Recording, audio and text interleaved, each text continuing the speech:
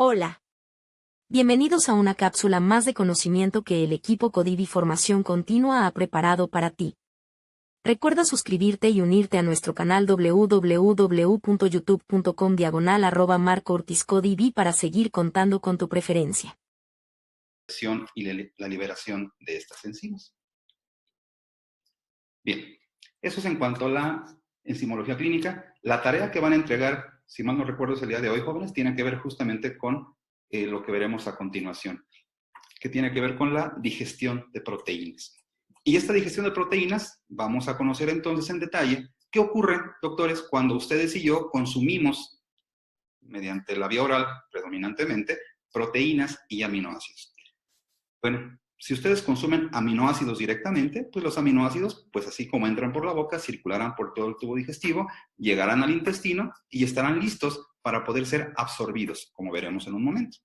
Pero lo que ocurre realmente es que también consumimos proteínas, es decir, cadenas largas, muy largas, gigantescas, de varios aminoácidos unidos entre sí por enlaces peptídicos. ¿Qué tenemos que hacer?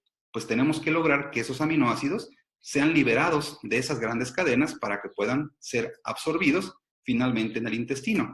Vamos entonces a conocer qué ocurre en este proceso. La digestión proteica extracelular, doctores, entonces, que tiene que ver con la digestión alimentaria, pues lo que permite es romper los enlaces peptídicos entre diversos aminoácidos unidos entre sí. Aquí les pongo solamente el ejemplo muy básico de dos. Tenemos un aminoácido, otro aminoácido que están unidos por enlace peptídico, enlace amida, ¿verdad? Enlace peptídico. Entonces, lo que hacen nuestras enzimas que van a permitirnos romper esto, rompen el enlace peptídico aquí, por acción hidrolítica, le regresan a este carboxilo su OH y le regresan al grupo amina su hidrógeno. Liberan los dos aminoácidos libres y el aminoácido entonces estará listo para poder ser absorbido. Eso es lo que ocurre de manera muy general, ¿verdad? En el proceso digestivo, pero veremos qué sucede. Bueno, ustedes puede ser que tengan también, doctores, estos términos en mente y que quisiera recordarlos. Imaginen esta cadena que estoy señalándoles. Tenemos el extremo amino terminal a la izquierda, ¿recuerdan? Y cada esferita correspondería a un aminoácido y su extremo terminal carboxilo. Las enzimas que se encargan de romper enlaces peptídicos o digerir proteínas se llaman proteasas o también les podemos decir peptidasas. Bueno, estas proteasas o peptidasas entonces puede ser que rompan algunas de las variantes que tenemos, que rompan las partes intermedias de la cadena de aminoácidos que tenemos en cuestión. Si las enzimas rompen en medio, en cualquiera de las regiones intermedias de esta cadena, diremos que tenemos, o que estaríamos hablando de una endopeptidasa o endoproteasa, ¿verdad? Una endopeptidasa. Y esta lo que haría, como se señala en este ejemplo, al actuar en la parte más o menos central, pues va a liberar una cadena de aminoácidos a un lado y otra cadena de aminoácidos al otro lado. Vean, tendríamos dos. Si actúa sobre esta más cortita otra endopeptidasa, pues iremos reduciendo el tamaño de la cadenita hasta llegar justamente a aminoácidos más o menos libres o cadenas muy cortitas de 2 o de 3 aminoácidos. Bueno, si tenemos en esta misma cadena de aminoácidos que comentaba hace un momento, pero ahora tenemos la acción de otras enzimas que ahora denominaremos exopeptidasas, es decir, que rompen extremos, pues podríamos decir que estas exopeptidasas pueden ser enzimas que rompen el extremo amino, es decir, que arrancan al aminoácido que está en el extremo y les llamaremos aminopeptidasas. Si por el contrario, esta exopeptidasa rompe o arranca el aminoácido en el lado carboxilo, pues diremos que se trata de una carboxipeptidasa.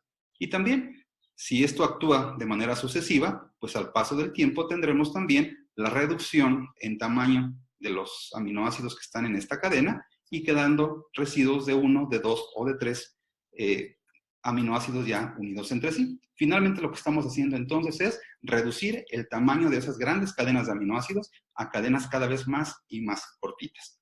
Pues bien, esto que he comentado, ¿qué relación tiene o guarda con la fisiología enzimática? Bueno, pues muy sencillo. Vean ustedes, las peptidasas o proteasas que produce el cuerpo humano en particular, que dijimos pueden ser endo o exopeptidasas, pues son la pepsina, la tripsina, la quimiotripsina y la elastasa. Estas son enzimas de tipo endo, es decir, endopeptidasas. ¿Qué significa? Que rompen porciones intermedias de las cadenas de aminoácidos. Pero también tenemos exopeptidasas, es decir, proteasas que rompen extremos, ya sea por el lado amino o por el lado carboxilo, y se llaman carboxipeptidasas, aminopeptidasas, tripeptidasas y dipeptidasas. Un detalle interesante que creo habíamos comentado el día de ayer, la palabra simógenos. Acuérdense ustedes que un simógeno se refiere a una forma de una proteína, de una enzima, pero que está inactiva. Está lista para funcionar en cuanto reciba el estímulo correspondiente, pero está de inicio inactiva. Así es como tenemos guardadas normalmente las enzimas digestivas, en el caso particular de las proteasas, como simógenos en el páncreas, por ejemplo, y en el estómago, ¿verdad? Como se secreta. Y bien, vamos a ver qué ocurre. Bueno, tenemos en esta imagen del lado izquierdo que una vez que ustedes inician el proceso de alimentación, obviamente, pues recuerden que se da una cascada de señalización neuroendocrina que finalmente involucra muchas enzimas y muchas hormonas. Pero yo quisiera que nos centráramos en una que es la gastrina. Esta importante hormona gastrina, que se libera cuando se está dando el proceso de alimentación, estimula a las células, ya lo saben, a las células estomacales, a las células principales y a las células parietales, para que secreten pepsinógeno, unas, y la otra, el factor intrínseco y el ácido clorhídrico, ¿verdad? Eso es lo que hace la gastrina. Bueno, esta gastrina entonces, al estimular estos dos tipos de células del antro gástrico que dijimos, lo que van a ocasionar es que el pepsinógeno que se está liberando por estas células del estómago, pepsinógeno, escúchenlo bien, pepsinógeno inactivo, en presencia del ácido, se rompe un pedazo de ese pepsinógeno. Y ese pepsinógeno, cuando pierde un pedazo de su molécula, se convierte en pepsina, se activa. Perdón. Entonces, la concentración de ácido, al incrementarse gracias al estímulo alimentario, estimula la activación del pepsinógeno, convirtiéndolo en pepsina. Y esta pepsina se convierte en la primera enzima gástrica que permite la degradación de proteínas que estamos consumiendo. Esta pepsina, pues es una enzima que le gusta romper, como vieron hace un momento, grandes cadenas de aminoácidos en porciones intermedias. Es decir, permite reducir en un primer momento grandes trozos de proteínas en pedazos más o menos medianos, ya no tan gigantescos como pudieran ser. Les damos entonces el primer corte a las grandes cadenas de aminoácidos que constituyen a una proteína.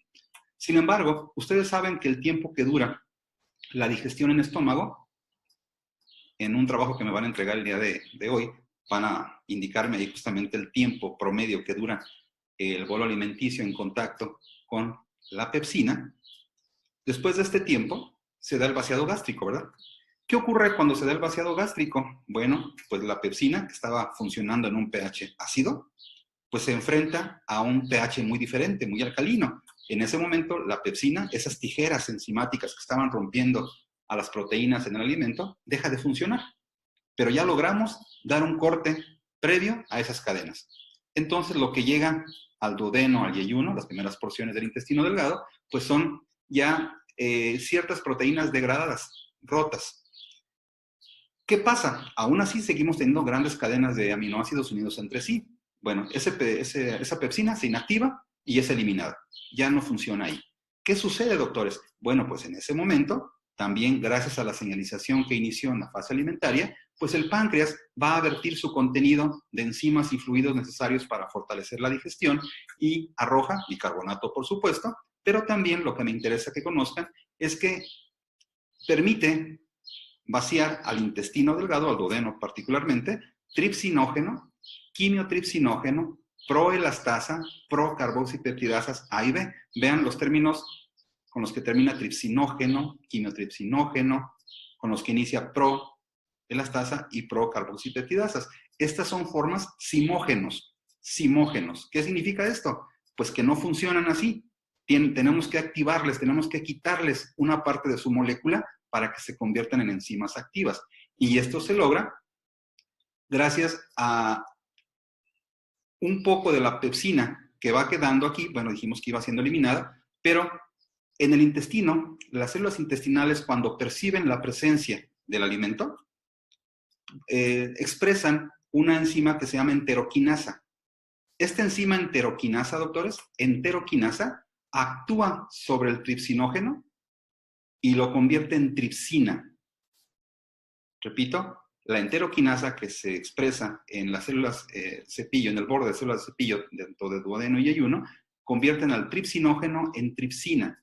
Y esta es una enzima sumamente activa, que empieza a cortar y a romper los trozos, los fragmentos de proteína que venían desde el estómago y que fueron incompletamente rotos, degradados por la pepsina.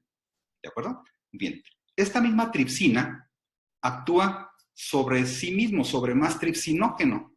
Entonces, fortalece la presencia de mayor cantidad de tripsina.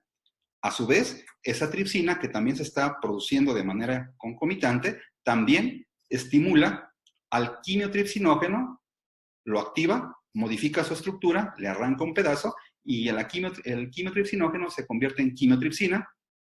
Esa tripsina que se ha producido también actúa sobre la proelastasa y la convierte en elastasa, y también sobre la procarboxipeptidasas A y B y las convierte en las formas activas. De esta forma, entonces, la tripsina, doctores, tiene un papel fundamental en la activación posterior de todas estas enzimas degradativas de proteínas. Y entonces, ahora sí, el arsenal de proteasas que tenemos en el intestino, duodeno y ayuno principalmente, pues van a permitirnos lograr la degradación casi completa de los grandes fragmentos de proteínas que estamos consumiendo. ¿Qué ocurre cuando llegamos al punto de que ya podemos iniciar la absorción de estos productos? Bueno, en este momento, doctores, pues tendríamos la presencia de aminoácidos libres, por supuesto, pero también, como dije hace unos momentos, también es posible que tengamos fragmentos de 2 o hasta de 3 péptidos. Y son estos aminoácidos libres, dipéptidos y tripéptidos, los que pueden ser ya, ahora sí, absorbidos por los enterocitos para su utilización, ya sea en el mismo enterocito o bien para su exportación vía sanguínea al hígado y posteriormente sea su ubicación en todo el organismo. Esto es entonces la digestión extracelular proteica de muy grosa manera. Es esto lo que he comentado. Observen cómo el tripsinógeno vertido por el páncreas, ¿verdad? A través del conducto pancreático hacia el intestino delgado, es gracias a la enteroquinasa convertido en tripsina, y la tripsina inicia ese proceso de amplificación y magnificación de señal que actúa sobre más tripsinógeno para producir más tripsina, y esto a su vez va generando la activación de todas las demás moléculas que participan en el proceso de degradación, tanto de proteínas en particular como el fortalecer también la degradación de otro tipo de nutrientes. Bien, esta imagen finalmente lo que me interesa nada más que observen es, vuelvo al detalle de las enzimas. Algunas actúan sobre los extremos aminos, otras actúan sobre los extremos carboxílicos, ¿sí? ¿Recuerdan? Carboxipeptidasas, aminopeptidasas, y tenemos enzimas que actúan en las porciones intermedias. Incluso, doctores, para que vean el detalle tan interesante que tenemos con estos procesos fisiológicos, es que algunas enzimas reconocen en particular la presencia de algún tipo particular de aminoácidos. Entonces actúan predominantemente rompiendo las cadenas en donde se encuentran estos aminoácidos, ¿verdad? ¿Qué es lo que significa esta señal? Por ejemplo, que la pepsina reconoce sobre todo el rompimiento de enlaces peptídicos en aquellos sitios donde se encuentran aminoácidos como la fenilalanina, la tirosina, el ácido glutámico o el aspartato. La tripsina, particularmente donde hay arginina y lisina, etcétera, etcétera. Bien, ¿qué ocurre entonces cuando ya las proteínas han logrado ser degradadas hasta aminoácidos libres, hasta formas dipéptido o tripéptido? Bueno, si el proceso degradativo proteico, doctores, que es muy eficiente en los organismos afortunadamente, particularmente en el humano, si no tenemos ninguna alteración fisiológica, el proceso es muy eficiente. Entonces, finalmente lo que va a llegar al intestino para ser absorbido son los aminoácidos libres, un 40%, mientras que el otro 60% de la proteína que hemos consumido va a llegar en forma de formas dipéptido y tripéptido. Sí, repito, 40% de los aminoácidos de una proteína van a quedar, si todo salió bien en la digestión, degradados hasta aminoácidos libres, 40%, y más o menos el 60% restante llegará en forma de dipéptidos y tripéptidos. Aquí bueno, ¿qué va a pasar con estas formas? Bueno, pues el aminoácido, gracias a los procesos que veremos en la siguiente imagen, pues va a poder ser ingresado al enterocito, los aminoácidos libres. Pero ¿qué pasa con los di y tripéptidos? Bueno, pues tenemos un sistema de enzimas también en la membrana del enterocito, dipeptidasas y tripeptidasas, que permiten el paso, facilitan el paso de esos di y tripéptidos, y en el interior lo rompen. El dipéptido, pues lo rompe en 2, el tripéptido se rompe en 3. ¿Qué es entonces lo que nos llega finalmente al enterocito, doctores, cuando el proceso de digestión ha sido adecuado? Aminoácidos libres, finalmente. Bueno, si ustedes recuerdan, cuando hablamos de las hexosas, de la glucosa, la galactosa, manosa, indicábamos que estas tenían transportadores de tipo SGLT o GLUT, ¿se acuerdan? Únicamente 2 categorías de transportadores. Pero teníamos 3 o 4 hexosas importantes. Bueno, si tenemos 20 aminoácidos que provienen de las proteínas, además de otros aminoácidos no proteicos, imaginen ustedes entonces el tipo de transportadores que tenemos. Hay muchos sistemas de transportadores, muchísimos, y en la actualidad se están investigando más y más cada vez. Esto que les pongo en esta imagen, quiero que observen lo que se ve aquí como trasfondo, pues son los enterocitos. Bueno, pues a lo largo de los enterocitos, doctores, tenemos múltiples sistemas de transportadores. ¿Y por qué tenemos múltiples sistemas de transportadores? Bueno, pues porque si ustedes se acuerdan, doctores, tenemos aminoácidos que son básicos, aminoácidos que son neutros, aminoácidos que son ácidos, aminoácidos que tienen azufre, aminoácidos aromáticos. Es decir, tenemos una gran diversidad estructural de aminoácidos. Entonces, los transportadores pues tendrán que ser diferentes. De manera general, yo los invito a que recuerden únicamente esto, que los mecanismos por los cuales los aminoácidos pueden ingresar a las células, en el caso particular a los enterocitos, pero también cómo van a llegar los aminoácidos de la sangre, por ejemplo, o de los fluidos corporales al resto de las células, pues también con estos sistemas de transporte. Los aminoácidos pueden penetrar a las células por difusión pasiva, por transporte activo mediado por sodio, por transporte facilitado independiente de sodio, y existe un sistema de transporte que voy a comentarles enseguida que se llama gamma-glutamilo. Son básicamente los 4 sistemas de transporte por los cuales los aminoácidos logran ser ingresados o logran llegar al interior celular para que aquí puedan ser, repito, utilizados con fines catabólicos, anabólicos o bien exportados, como lo haría el enterocito. Bien. Bien, vamos a hablar entonces del ciclo gamma-glutamil. Ese comentaba que es muy importante, por ejemplo, en hígado, en riñón. Bueno, aquí yo quiero primero comentarles que existe una molécula, el glutatión, ese famoso antioxidante que hemos comentado, ¿verdad? Es una molécula antioxidante, pero que también, dentro de otras funciones en el organismo, permite o nos ayuda a que las células, en este caso hepáticas, que es el ejemplo del que hablaremos, permite que los aminoácidos que están llegando aquí a la matriz extracelular puedan ingresar al interior del hepatocito para su utilización. Y el sistema de transporte se llama sistema o ciclo gamma-glutamil, llamado también ciclo de Meister. Es muy sencillo. Verán, aquí se ve un poco complejo por las estructuras, pero verán que es muy sencillo. Primero, quiero que conozcan a esta molécula que se llama glutatión. Este es el glutatión, esto que les estoy señalando. Este glutatión realmente es un tripéptido. Es una molécula constituida por los aminoácidos ácido glutámico. Esto que observan aquí es el ácido glutámico, ¿sí? Después tenemos la cisteína y después tenemos a la glicina, el aminoácido más pequeñito. Bueno, entonces repito, tenemos la glicina, la cisteína y la glutamina en el glutatión. Este es el glutatión. Bueno, el glutatión se encuentra dentro de las células, en el hepatocito en particular. Este glutatión, doctores, se aproxima a la membrana citoplasmática del hepatocito. Y aquí, doctores, tenemos una enzima que se llama gamma-glutamil transpeptidasa, que es esta que está aquí señalada. Gamma-glutamil transpeptidasa. Esta enzima gamma-glutamil transpeptidasa, lo primero que va a hacer, doctores, es pegarse, ayudar a que el glutatión vean, gamma-glutamilato-transpeptidasa, se pega con el aminoácido que queremos ingresar. ¿Y cómo ocurre este proceso? Bueno, aquí está el glutatión. La gamma-glutamilato-transpeptidasa atrapa el glutatión. Vean, lo mueve. Y esa misma enzima, gamma-glutamilato-transpeptidasa, vean lo que ocasiona. Vean, aquí tenemos los 3 aminoácidos y la unión con la enzima, que es lo que indica la gamma. ¿Qué pasa cuando ya pegamos la gamma? Vean, ¿dónde quedó gamma? ¿Dónde quedó gamma? ¿Dónde quedó glu?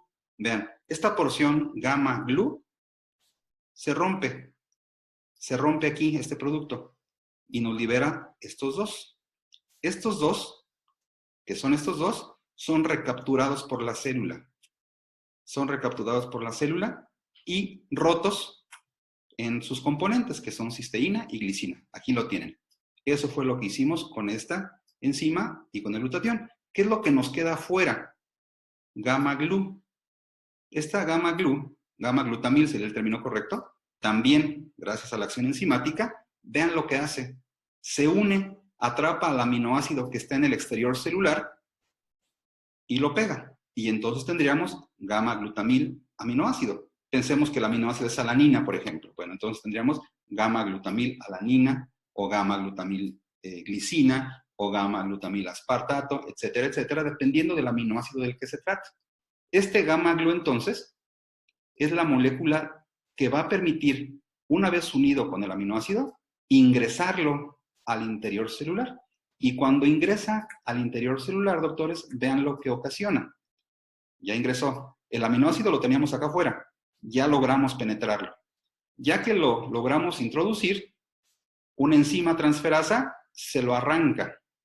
Y cuando se lo arranca, doctores, el aminoácido queda liberado, ya está listo para ser utilizado por la célula, y lo que nos queda, pues es la porción nuevamente gamma-glu. Esta porción gamma-glu, ya cuando está dentro de la célula, no sirve, tiene que ser reciclada, eliminada, modificada. Y en efecto, lo que ocurre es que esta gamma-glu se convierte en esto, 5-oxoprolina, sufre por conversiones enzimáticas una conversión a ácido glutámico, se le pega a otra cisteína, se forma la gamma-glutamilcisteína, doctores, y gracias a esta enzima que se llama glutatión sintasa, se vuelve a producir y a regenerar el glutatión para que a su vez inicie nuevamente el proceso. ¿Qué estamos haciendo entonces aquí en esto, doctores, finalmente? Ayudando a que los aminoácidos que están llegando acá al exterior celular puedan ser atrapados. Vean cómo entonces es una vía muy eficiente, muy cortita, pero que permite la utilización óptima de todos los recursos que la célula tiene. Este proceso es nada más un ejemplo de lo interesante y de lo complejo, por qué no decirlo, que puede ser el proceso de los aminoácidos. Esto que les estoy comentando es solamente uno de las vías de ingreso de aminoácidos a la célula. Los otros transportadores son un poco más complicados en su funcionamiento, por eso me interesaba sobre todo que conocieran esto y que supieran que el glutatión, además de tener poder antioxidante en las células, pues también tiene otras funciones como esta, ayudarnos a penetrar, a ingresar aminoácidos al interior celular. Y finalmente, aquí como detalle de enzimología clínica también, pues esta enzima, la gamma-glutamiltranspeptidasa, doctores, pues es utilizada para evaluar el daño justamente hepático. ¿Por qué? Pues porque si decimos que se está expresando en las membranas de los hepatocitos, si una persona tiene niveles elevados, ¿qué quiere decir, doctores? Que las células del hepatocito, los hepatocitos, están siendo destruidos y están aumentando su permeabilidad y por tanto están liberando las enzimas. Y eso está indicando una lesión hepatocelular. Esto que les pongo aquí es complejo y en efecto, parece complejo y en efecto lo es. Son los diferentes tipos ya de transportadores, además del glutamil, que tenemos para ingresar aminoácidos. Por ejemplo, estos A mayúscula, cada uno de ellos está en relación directa a cierto tipo de aminoácidos. Vean, aminoácidos neutros, aminoácidos aniónicos, histidina, glicina, alanina, serina, cisteína, beta-alanina, taurina. Ven, entonces tenemos muchos tipos diferentes de transportadores que son los que permiten que la célula haga uso de los aminoácidos que le llegan a su exterior para poderlos incorporar a su economía celular y de esta manera utilizarlos para los fines catabólicos anabólicos que la célula considere pertinentes. Una fotografía más, que repito, se ve compleja y en efecto lo es, que indica cómo los enterocitos, finalmente cuando logran hacer la absorción de los distintos tipos de aminoácidos, en función de la característica molecular de cada aminoácido, pues finalmente llegan a las células y de ahí son exportados a la circulación para que sean, repito, enviados primero al hígado y después de ahí ya puedan ser distribuidos al resto del organismo en función del tipo de célula donde se requiere. Finalmente, ¿por qué es importante hablar de transportadores? Me dirán, sí, bueno, ¿por qué si son tantos y no los vemos con detalle, por qué si los vemos? Bueno, pues por esta razón, doctores. ¿Qué pasaría si se descomponen los transportadores? Obviamente, pues los aminoácidos no podrán entrar, ¿están de acuerdo? O bien, una vez que están en los fluidos, no pueden o se saldrían de la célula en cantidades exageradas. Y en efecto, hay enfermedades que se llaman aminoacidopatías, en las cuales se descomponen los mecanismos por los cuales las células absorben o retienen aminoácidos en la economía corporal. Y así tenemos diferentes alteraciones que veremos en las siguientes sesiones. Nada más se los comento para que lo tengan en mente, la importancia de conocer transportadores en aminoacidopatías. Muy interesante, ¿verdad? ¿Quieres conocer más sobre el tema? Apóyanos suscribiéndote al canal. Si gustas puedes unirte para acceder a contenidos y explicaciones mayores por una pequeña cuota que nos permite seguir preparando más y mejores materiales. Paso 1. Ingresa al sitio www.youtube.com/marcoortizcodv. Paso 2. Selecciona la opción suscribirme o paso 3. Selecciona la opción unirme y realiza el pago correspondiente a la membresía o curso. Muchas gracias por tu atención y hasta la próxima.